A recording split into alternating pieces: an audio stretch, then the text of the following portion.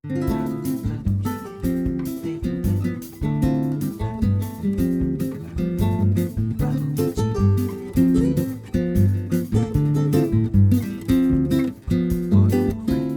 João Gilberto não era um solista, mas foi um dos violonistas mais brilhantes de todos os tempos. Ele é considerado como o criador da bossa nova e eu endosso isso, claro. A maneira de tocar e cantar do João Gilberto é, do meu ponto de vista, a essência mesmo da bossa nova. A batida do João Gilberto é inspirada no toque do tamborim. Nós abordamos esse instrumento no capítulo Revisão, né, técnica de mão direita, e falaremos mais em detalhes dos toques de tamborim adaptados ao violão na sessão logo em seguida, né, fórmulas rítmicas da bossa. Lembrando aqui para vocês, a característica desse instrumento é justamente o seu toque muito rico que alterna pergunta e resposta. Pergunta e resposta. Eu mostrei de maneira detalhada no capítulo Revisão que nós podemos dividir a mão direita, né, em 3 partes, e dessa forma, mesmo com 2 partes somente da mão direita, nós podemos imitar o toque do tamborim, fazendo, por exemplo, as perguntas com o médio e o anular e as respostas com o indicador.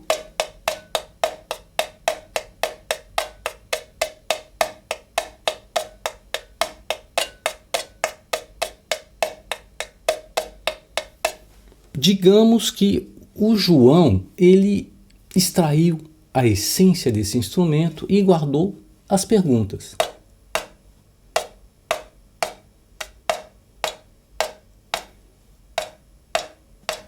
Poeticamente, as respostas, né, estão implícitas. A gente sente e imagina, mas não toca. Vejam agora um exemplo do estilo do João sobre uma sequência harmônica similar à da música Chega de Saudade.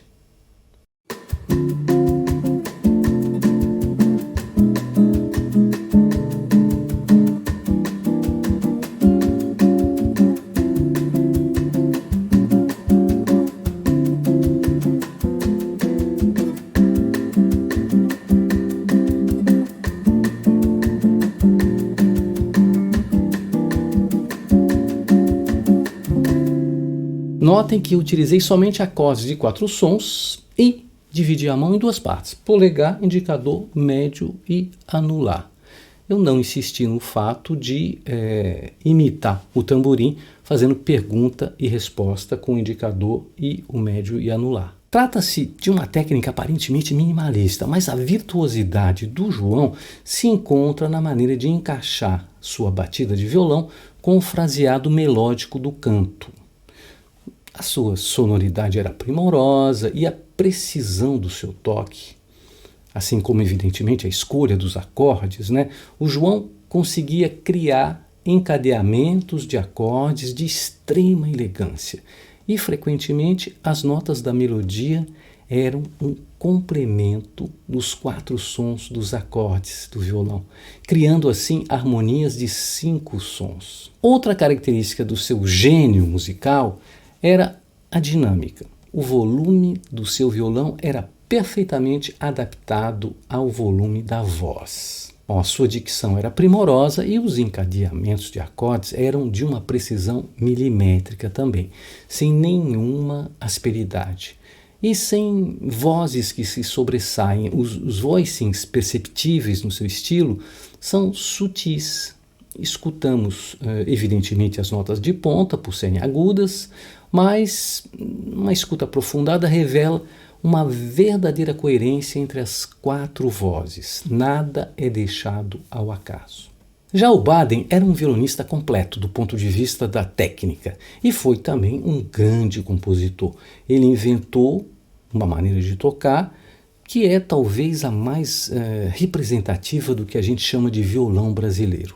No estilo do Baden coabitam o clássico, o jazz e a música de raiz brasileira, né? Ele viveu, tocou e se formou com os grandes mestres do choro, do samba e de outros ritmos afro-brasileiros. Foi um exímio melodista e nos deixou um legado impressionante de composições maravilhosas. Com essa mesma sequência harmônica, eu vou dar um exemplo do que seria o estilo Baden.